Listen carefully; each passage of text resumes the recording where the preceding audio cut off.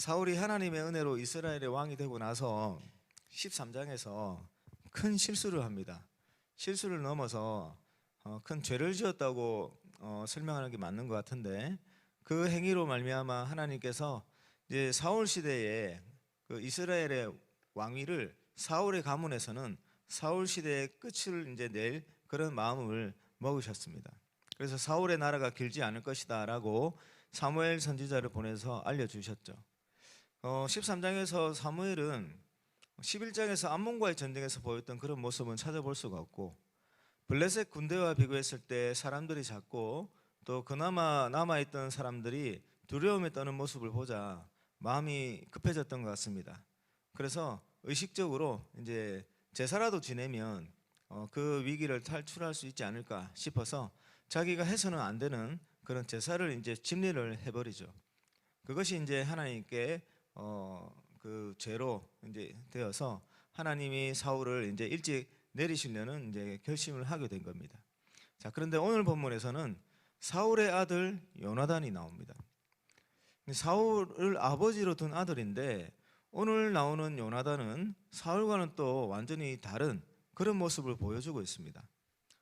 사울의 아들 요나단이 나와서 자기의 무기를 들고 다니는 시종이 있는데, 그 시종에게 뭐라고 이야기를 하냐면 블레셋 부대가 있는 곳으로 같이 가자, 그런 얘기를 합니다. 여러분, 지금 이제 그 사울의 군대는 600명이 남아 있습니다. 600명. 처음에 3,000명이 있었는데 그마저도 다 도망가고 600명이 남았습니다. 근데 블레셋 군대는 마병만 3만 명이고 병거가 6천이고 그 군대의 숫자는 해변의 모래처럼 많았더라, 그렇게 기록하고 있습니다. 사울이 겁을 먹었던 이유가 바로 그 부분이었죠. 그리고 13장 마지막 부분을 보면 이스라엘의 군인들 중에서 제대로 된 무기를 가지고 있는 사람은 사울과 요나단밖에 없었습니다. 다른 군인들은 전부 다 농기계를 가지고 있었죠. 자, 그런데 지금 요나단이 블레셋의 군대로 가자는 거예요. 단지 두 사람이. 자, 이 요나단이 어떻게 보면 뭐 용맹하다고 해야 될지 아니면 뭐 정신이 나간 것인지, 보통의 사람들이 보면 미쳤다고 할 수밖에 없는 그런 지금 행위를 하고 있습니다. 뭐 몇백 명이 있는 것도 아니고 몇십 명도 아니에요. 단지 자기의 시종 한 사람, 그리고 자기 두 사람이서 지금 블레셋 군대에게 가는데 항복하러 가는 것도 아니고 싸우러 가는 겁니다. 뒤에 이야기를 들어보면. 자, 그런데 이 요나단이 이렇게 용맹한 모습을 보이고 있는데, 그것이 이제 어디에서 나왔냐면 하나님에 대한 신앙에서 나왔죠. 6절을 한번 보겠습니다. 6절을 보시면 요나단이 자기 무기를 든 소년에게 이르되 우리가 이 할례 받지 않은 자들에게로 건너가자. 여호와께서 우리를 위하여 일하실까 하노라. 여호와의 구원은 사람이 많고 적음에 달리지 아니하였느니라.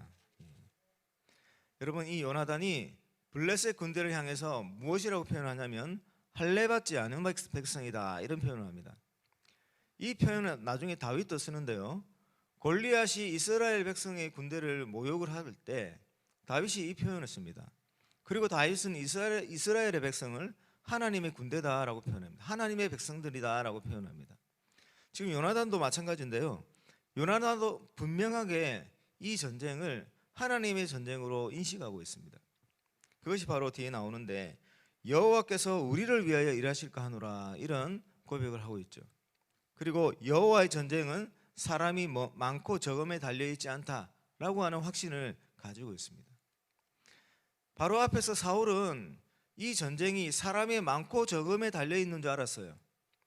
그래서 11장에서 하나님의 은혜를 받았을 때 하나님께서 33만 명을 동원해 주셨을 때 아마 그 33만 명 때문에 이겼다라고 사울은 그 생각을 했던 것 같아요. 하나님이 그 33만 명을 동원해 주셔서 그 33만 명의 힘으로 이겼다라고 생각했던 것 같습니다.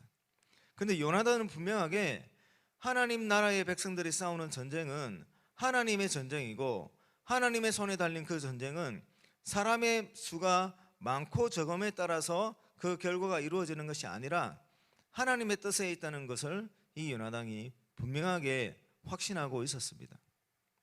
그래서 단지 자신의 시종 한 사람을 데리고 그 블레셋 군대가 있는 곳으로 갔고, 또 평소에 아마 하나님과의 관계를 아주 좀 중요하게 생각했던 것 같은데, 이렇게 블레셋 군대를 향하여 가는 그 길에 분명히 하나님께서 어떤 사인을 주실 것이다 라고 하는 그 믿음도 있었습니다. 그래서 시종에게 이렇게 이야기를 하죠.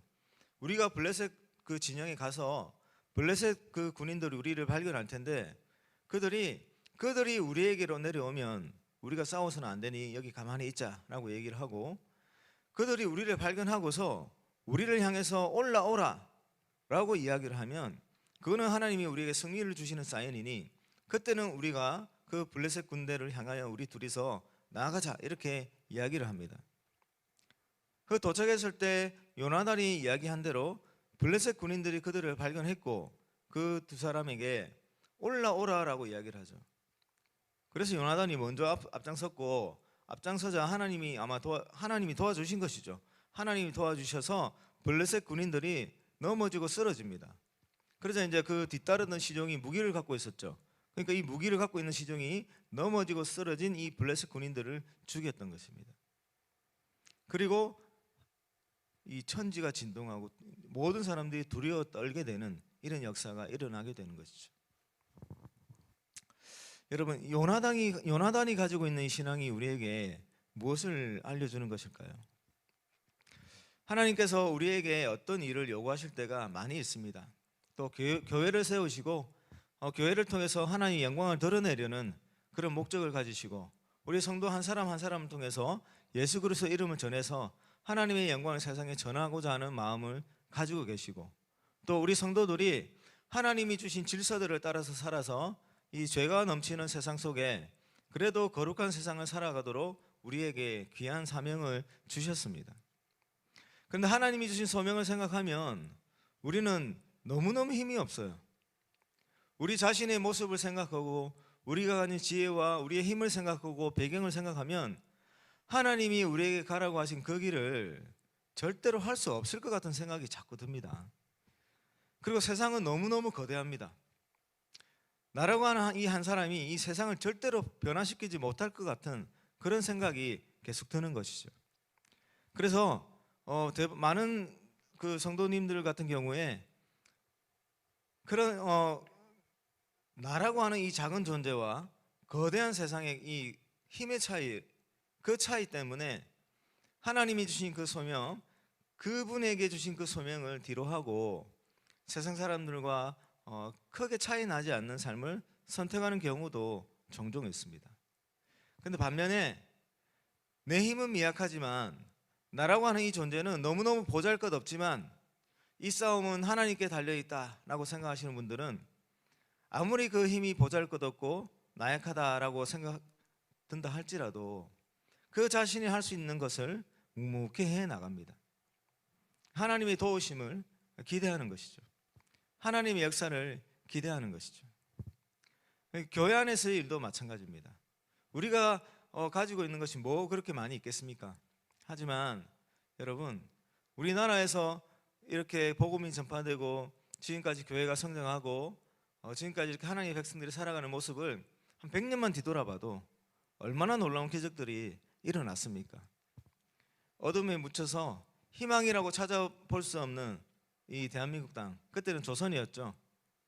관리는 타락하고 왕과 지도자는 무능하고 백성들은 그 관리들의 수탈에 시달려서 그 돌볼 데 한 군데도 없이 그렇게 희망 없는 인생을 살아가고, 또 나라가 힘이 너무너무 없어져서 외국의 침략에 아무런 대응도 하지 못하는 그때에 복음이 들어왔습니다. 그 복음이 들어와서 상처받은 백성들의 영혼을 치유하고 아무데도 기댈 곳 없고 이 땅 가운데서는 희망이라고는 찾아볼 수 없고 절망 가운데 살아가는 그 백성들에게 하나님께서 놀라운 그 구원의 길을 제시해 주셨죠. 그때 들어왔던 선교사님들이 얼마나 막막하고 깜깜했겠습니까? 그러나 그 선교사님들은 이 어두운 조선 땅에 그래도 하나님께서 역사하시면 예수 믿는 사람들이 생겨나고 교회가 일어나고 하나님의 영광이 이 땅 가운데 충만히 임하는 그날이 올 거다라고 하는 믿음을 가지고 그분들이 할 수 있는 최선을 다해서 주님이 복음을 전하면서 헌신을 그렇게 하셨습니다. 그 결과 믿는 사람들이 생겨나고 세례받는 사람들이 생겨나고 교회가 생겨나고 교회가 성장하고 교회를 통해서 여러 가지 놀라운 일들이 일어나기 시작한 것이죠. 여러분, 우리는 너무너무 미약합니다. 그러나 하나님의 백성들이 살아가는 인생 가운데 우리 앞에 펼쳐져 있는 모든 일들은 우리의 능력에 따라서 그 일이 이루어지는 것이 아닙니다. 우리의 능력과 우리의 지혜와 우리가 가지고 있는 어떤 배경과 그것의 많고 적음에 따라서 그 일이 이루어지는 것이 아니라 하나님의 손에 달려 있는 것이에요. 여러분, 그 사실 꼭 믿으시기 바랍니다. 그래서 오늘도 우리에게 주신 그 소명의 길이 있고 우리 교회에 주신 길이 있습니다. 그 길에 우리 힘은 보잘것없지만 그래도 믿음으로 참여하고 내가 할 수 있는 그 작은 일 한 가지 한 가지 하루하루 충실해 나갈 때 하나님께서 그 길에 동행하여 주셔서 돕는 사람들 붙여주실 것이고 또 그 길을 열어주실 것이고 하나님의 뜻대로 그 일들이 귀한 열매들이 맺혀지는 그날들이 올 것입니다. 그날이 오게 됨을 믿으시기 바랍니다. 말씀 정리하겠습니다. 오늘 요나단이 보여주고 있는 그 신앙의 핵심은 그 전쟁의 승패는 하나님께 달려있다는 겁니다. 사람의 숫자가 많고 적음에 달려있다는 게 아니에요. 그래서 정말 단지 두 사람입니다. 단지 두 사람. 하나님께서 왜 이렇게 두 사람이 떠났는데 이 일을 이루게 해주셨을까요? 확실하게 보여주시는 겁니다. 혹이라도 조그마한 오해도 하지 않도록 사람의 힘 때문에 이 일이 이루어졌다는 생각을 조금이라도 가지지 않도록 단지 두 사람을 통해서 블레셋 군대 전체를 두려움에 떨게 만드는 그 일을 하나님께서 하신 것입니다. 우리도 마찬가지입니다. 우리 힘 없지만 하나님께서 우리와 함께 하셔서 하나님이 우리에게 주신 그 길을 꼭 이루실 것이라는 믿음 가지고 오늘 하루도 주와 함께 동행하시는 하루 살아가시길 주의 이름으로 축원합니다.